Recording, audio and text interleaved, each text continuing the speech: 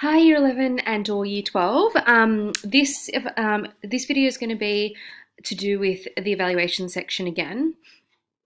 The last video talked about this one, 3.1, evaluation procedures throughout the design process, which is just literally explaining the boxes, like what your evaluations look like throughout your folio.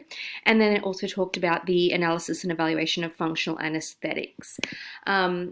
This video is going to focus on the last two, evaluation of the project's impact on the individual, society, and the environment, and then also the relationship of the final product, system, or environment. So the relationship of the final project to the project proposal. And project proposal means that first section of the folio, but more so it kind of more means like the original proposal, the original identification of the need and design brief. Like what did my project set out to be, and what's the relationship between what I've actually made and the original proposal or concept or idea or design brief, basically. Now, in the Year 11 project, this is all just combined as one, where we do where I get you to do a design brief evaluation as well as individual, society, and the environment. Whereas in Year 12, we split it into two different separate evaluations. I'm going to talk about this one first because I actually think it follows on better from the function and aesthetic and evaluation, and I'll show you why. Okay, so let's go to some, whoopsies, remind me later. Oh dear, what's happening? Let's go to some samples.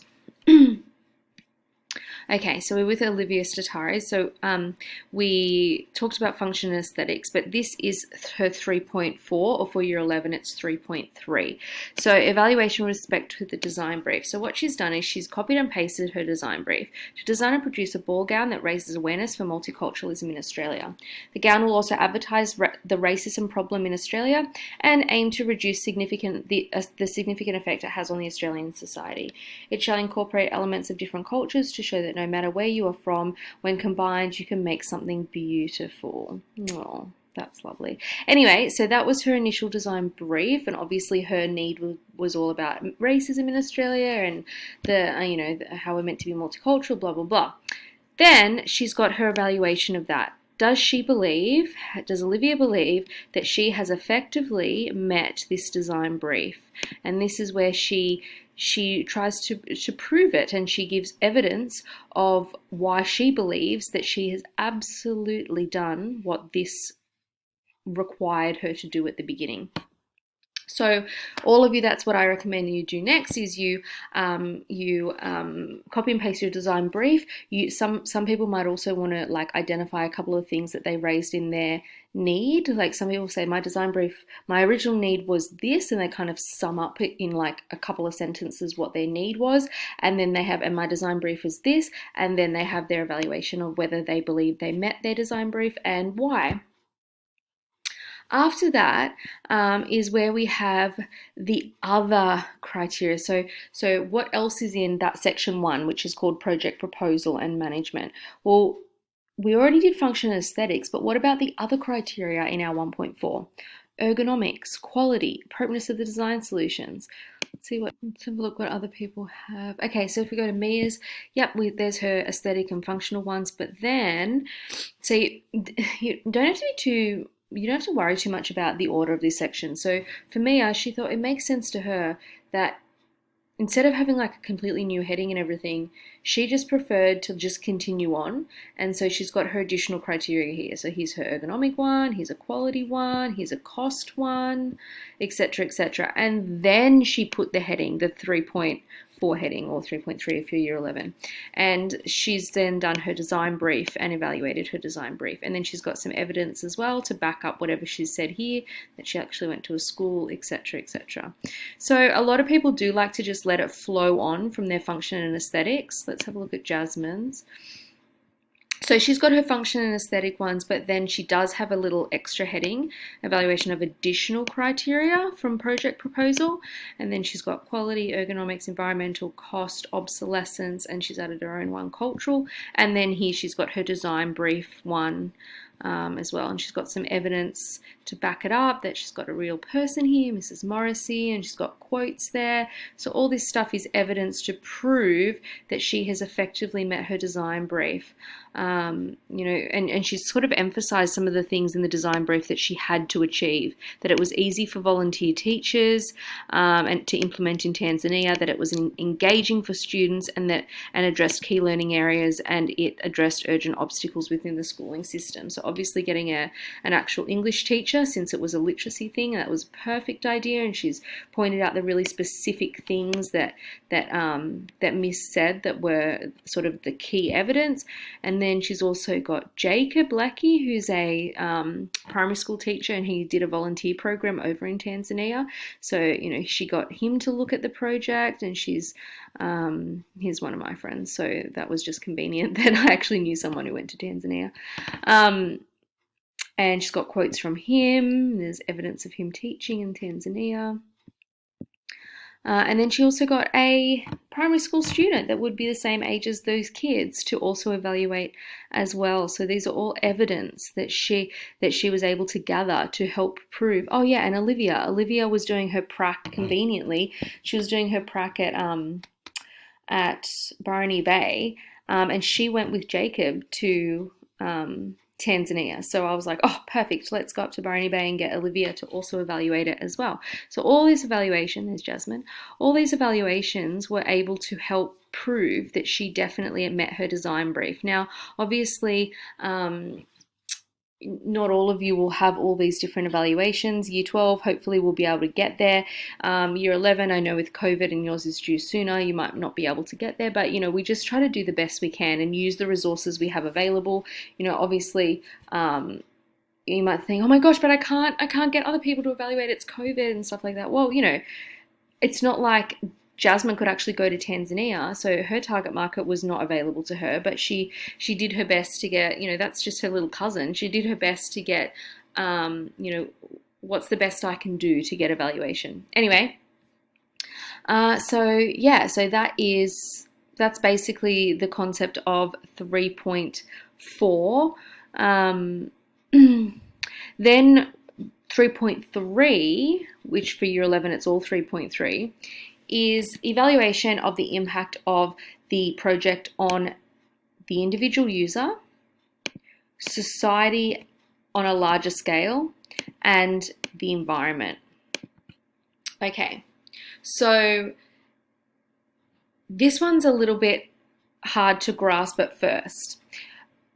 First of all, it's easy to write the environmental evaluation if you have an environmental project, because your whole kind of basis is about the environment, so you could rant on forever. But if your project is not specifically meant to be environmental, some students think, oh my gosh, I don't know what to say because my project wasn't purposely trying to be environmental. That's fine. Not everyone's need is environmental. However, we know that as designers, it's all throughout our syllabus, that as designers, it is our responsibility to consider the environment no matter what we're making. We could be making just a cushion cover for the lounge room, but if we're going to mass produce it, we need to be considering our environmental footprint and then therefore choosing certain materials or production techniques accordingly, weighing up cost versus impact and all these sorts of things. So regardless of if it's an environmental need, which for Jasmine it was an environmental need, but the point is that you have to force yourself to evaluate the environment anyway. So you can see Jasmine's written here, the Global Literacy Improvement Program was designed to have minimal environmental impact. However, it does have some short-term and long-term consequences.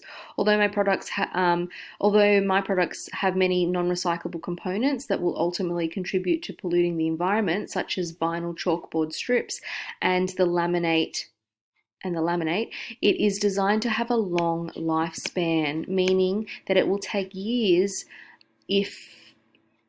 should be of years of use before each product becomes obsolete and enters landfill. This is a positive aspect. This positive aspect is due to how the products were made. The educational booklet is made out of durable paper, meaning that it can withstand the harsh conditions of its intended environment and be constantly used by hundreds, if not thousands, of school children. So she's made a reusable activity book where it's literally got chalkboard strips on the page, so that the kids can draw in their book with chalk and write the letters and stuff, and then they can rub it out and it can be used by another student. So she's saying, yeah, it's not all recyclable, it's not all biodegradable, but it's kind of purposely like that because I want it to be reusable. It actually has to last a really long time, and it needs to be able to withstand maybe getting spills on it and all different kids turning the pages. So she's saying that it's kind of justified to make it kind of bad for the environment because she's not making that many of them because they are to be shared or reused over and over. It's not like every kid needs their own one for every class. The volunteer teacher can take the same set of books and go to the next class, and the new set of kids use those same books. So she's justifying her choice of using non-environmentally friendly materials. Anyway, it goes on and on and on. But she's showing, this is clearly proves that she definitely understands what environmental impact is, and she understands her role as a designer to consider the environment. So that's for that. So environment's an easy one. Now, everyone gets confused between individual and society. What's the difference between the product's impact on individual and the product's impact on society? Isn't society people? Isn't that individuals? Yes. This is how I want you to break it up. The individual is meant to be like one user. So imagine one user. How will your product improve the quality of life for one person that gets to use it, one person that gets to buy it, one person that gets to wear it, one person that gets to sit on it? Okay, so for that one user, talk about or evaluate why you believe that person is better off because of your product. So it could be anything from not only, for aesthetic purposes, but it could also be to encourage them to, jump on board with your need and almost be advocates for it themselves, and then that they can become part of kind of your marketing and help push and promote it. It can be that that it's literally helping them in some way. Like if it's a product that's helping someone with an actual chronic condition, then obviously that's going to have individual benefits. So, and it could be individual benefits to do with cost. It could be individual benefits to do with comfort, to do with, aesthetic appeal, fashion and well-being, mental health. There's so many things depending on what the product is that could have an individual impact. It could be about the way they feel, makes them feel, if it's something environmental, buying your product might make them feel like they're a better person in society, make them feel like they're doing their bit. So that's the sort of things you can evaluate. So that's, you're imagining for one particular person that gets to use your product. Society is then the bigger picture.